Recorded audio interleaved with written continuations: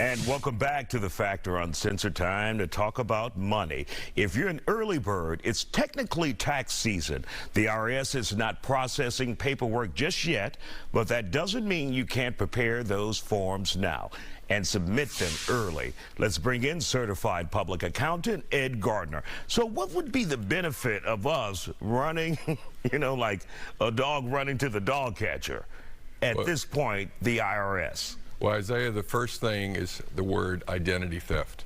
You have people that steal people's Social Security number. They file a fake tax return because they want to get a refund.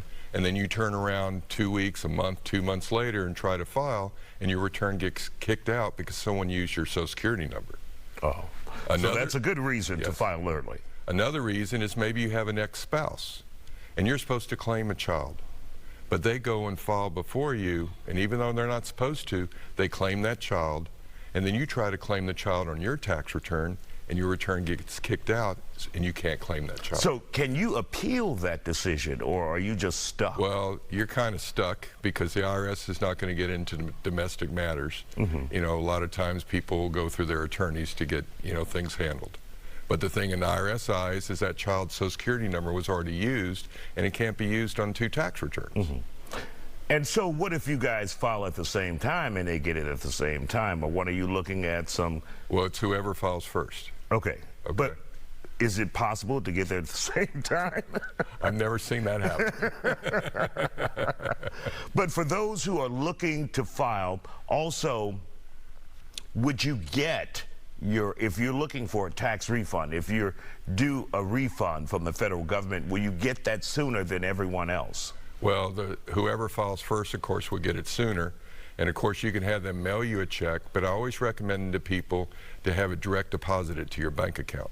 So on the tax return, you could put your routing number, you could put your account number, but I tell people double and triple check the numbers to make sure you don't transpose any numbers, because you don't want it to go to someone else's bank account. Yeah, that's a dangerous situation. For those who may be wanting some kind of alert once that refund has hit their bank account, does the IRS give you that, or it's up to you to just check and check and check, or can you check their files by logging in somewhere and getting that information? Well, the IRS does have a schedule that if they have a return electronically filed by a certain date, then refunds are issued usually a week to 2 weeks later.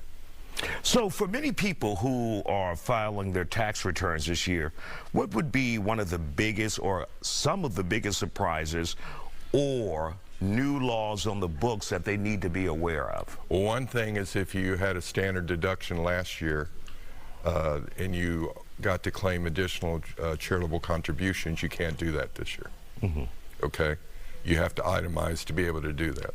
But one of the biggest things, of course, when people go to work on their tax return is pull out a copy of the previous year's tax return and make a checklist of things that you have in your return.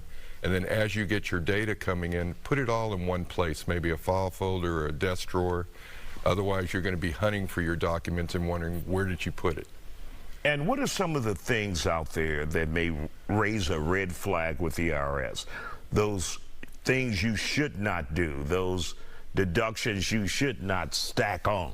Well, a lot of people tend, if they're self-employed, for example, they tend to deduct a lot of things and have heavy expenses and also have round numbers, because if you go buy office supplies, you don't just spend $500, might spend an odd number. And then, of course, they use excessive amounts, more than what really they made, and they show these big losses. And of course, people have had losses the last couple of years because of the virus. But what's important is they just need to make sure that they have the documentation and receipts, and you should keep your receipts for a minimum of 3 years. In case that audit comes. Right. Because the IRS keeps up with averages, American averages. That's right. You could be different, but you have to prove it. Ed Gardner, always good to see you here on the Factor Uncensored, certified public accountant, and we'll see you back here next week. We have a